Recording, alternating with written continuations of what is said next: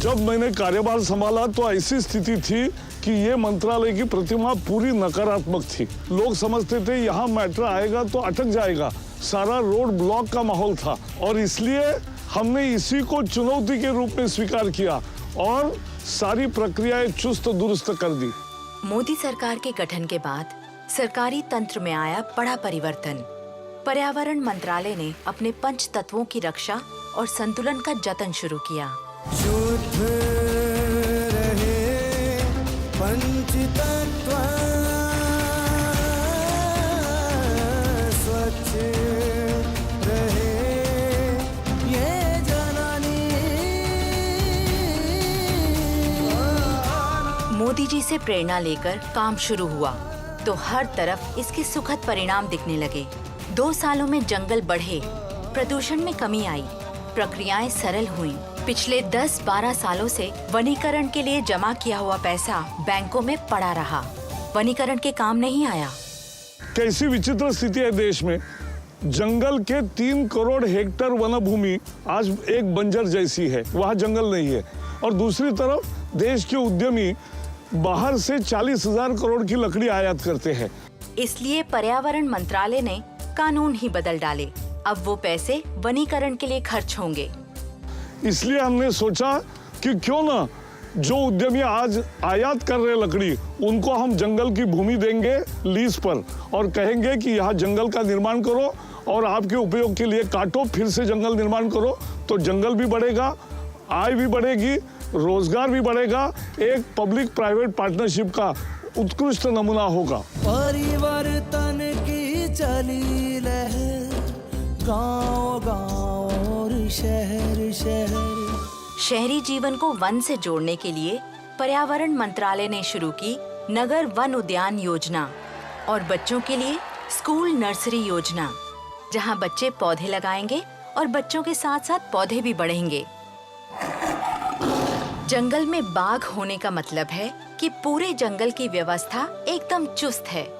पिछले 2 सालों में बाघों की संख्या बढ़ी है और कुल मिलाकर दुनिया के 70% बाघ आज भारत में हैं। सिर्फ बाघों के संरक्षण के लिए प्रोजेक्ट टाइगर ही नहीं, देश के 30,000 हाथी, 3,000 एक सिंगी गेंडे और अन्य जीवों के लिए भी प्रोजेक्ट राइनो, प्रोजेक्ट एलिफेंट जैसे अनेक विशेष कार्यक्रम तैयार किए गए हैं। जंगल और वन्य जीवों की रक्षा के लिए, उनके तस्करों को रोकने के लिए ड्रोन निगरानी करता है, ई सर्वेलेंस देखरेख करता है, कैमरा ट्रैप मोमेंट्स पकड़ता है और फॉरेस्ट गार्ड अपने मोबाइल के सहारे जंगल की घटनाओं को चित्रित करता है और उसकी रिपोर्टिंग भी। अब जंगल भी है टेक्नोलॉजी से लैस।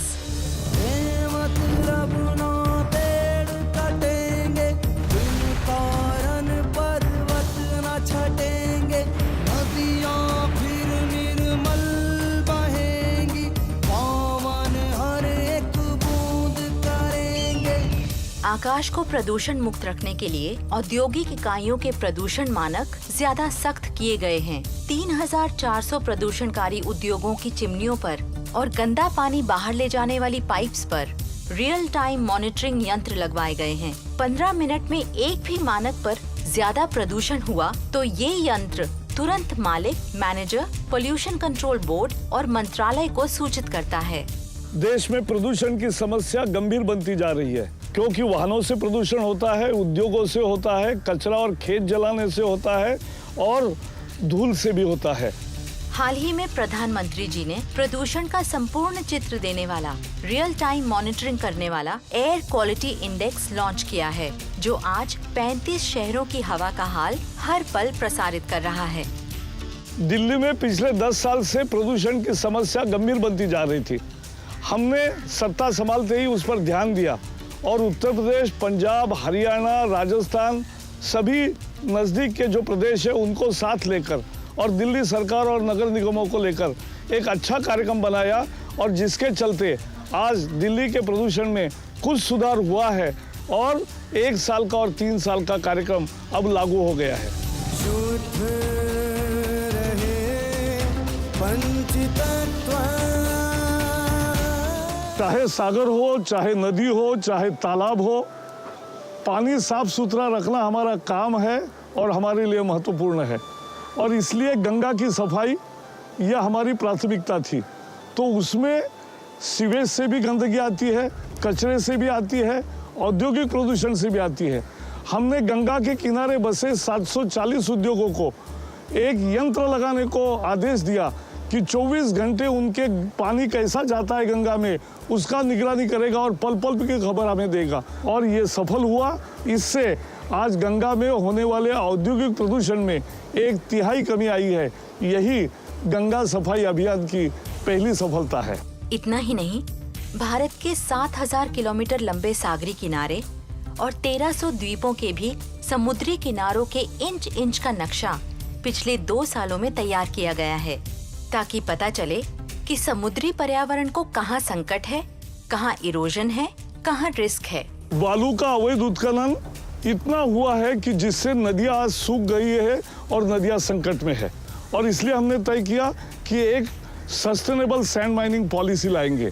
अब इसके तहत हम सैटेलाइट से देखेंगे कि नदी में कहाँ बालू जमा है और कितनी बालू जमा है, उतनी और वही बालू निकालने की इजाजत मिलेगी। ये बालू माफिया ने नदियों को सुखाया है, यह हम खत्म करेंगे।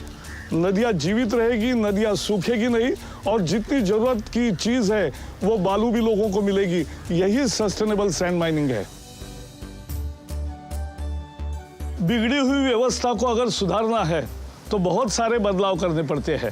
पहले तो नीतियाँ बदलनी पड़ती है, फिर प्रक्रियाएं पारदर्शी करनी पड़ती है, फिर विकेंद्रीकरण करना पड़ता है, और फिर मानकीकरण करना पड़ता है।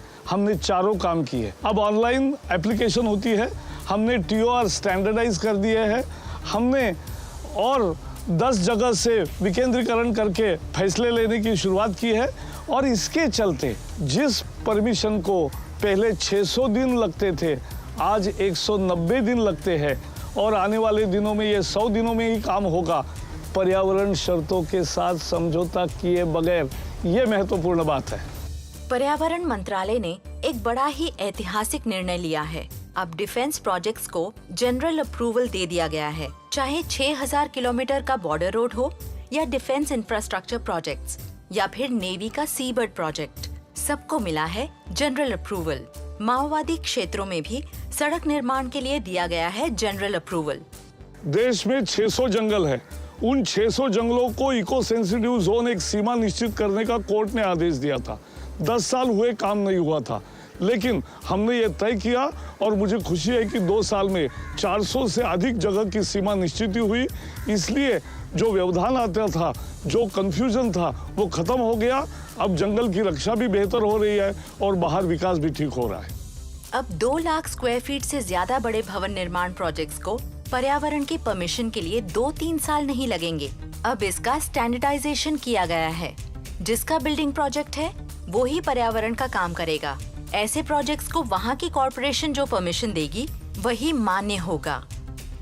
इन सभी को अमल में लाने के लिए अधिकारियों और कर्मचारियों को मोटिवेट करने के लिए शिविर लगाए गए। चिंतन शिविर लगा है, कह दो बात जो कहनी, जन जन से हाथ मिला के स्वच्छ करें ये अवनी। पर्यावरण के लिए सबसे बड़ी चुनौती है कचरा, रद्दी, वेस्ट, और इसके लिए पर्यावरण मंत्रालय ने कई क्रांतिकारी कदम उठाए हैं। ये मोबाइल हर एक के हाथ में है। 100 करोड़ मोबाइल है देश में, यानी हर साल 25 करोड़ मोबाइल खराब होंगे और कचरे में जाएंगे। तो इसका कचरा प्रबंधन ठीक करना, इसी को ई-वेस्ट मैनेजमेंट रूल्स कहते हैं। वैसे ही बायोमेडिकल वेस्ट है, हजार्डस वेस्ट है, और प्लास्टिक वेस्ट तो हम जानते हैं कि कैसे प्लास्टिक का कचरा तकलीफ देता है, और इसलिए सभी कचरे प्रबंधन के नियम हमने नए सिरे से तैयार किया है। क्योंकि जब तक कचरा प्रबंधन ठीक नहीं होता तब तक स्वच्छ भारत का सपना साकार नहीं होता। हिमाद्री तुंग श्रृंग हिमालय हमारे देश की सबसे बड़ी धरोहर है। इसके अध्ययन के लिए पर्यावरण मंत्रालय ने लगभग 150 करोड़ रुपए का बजट बनाया है, ताकि जाना जा सके कि हिमालय के पर्यावरण को क्या संकट है और कैसे उसे दूर या कम कर सकते हैं। देश के छात्रों में जागरूकता बढ़ाने के लिए पर्यावरण मंत्रालय ने एक ट्रेन चलाई है। Climate change special express. पृथ्वी का तापमान क्यों बढ़ा और कैसे कम किया जा सकता है, इससे संबंधित सारी जानकारी एक प्रदर्शनी के रूप में इस ट्रेन में है। पर्यावरण का सबसे बड़ा मुद्दा है कि विकसित देशों ने अंधाधुंध कार्बन उत्सर्जन करके अपना विकास तो कर लिया, पर अब दूसरे विकासशील देशों को वो रोक रहे हैं। COP21 विश्व सम्मेलन में भारत की उपस्थिति और नेतृत्व का डंका बजा। पेरिस में भी समझौता भारत के मन मुताबिक विकासशील देशों के हित में हुआ। तो ये हमारी नीति है, यही हमारा संकल्प है, डेवलपमेंट विदाउट डिस्ट्रक्शन, विनाश के बिना विकास। शुद्ध रहे पंचतत्व, स्वच्छ रहे ये जननी।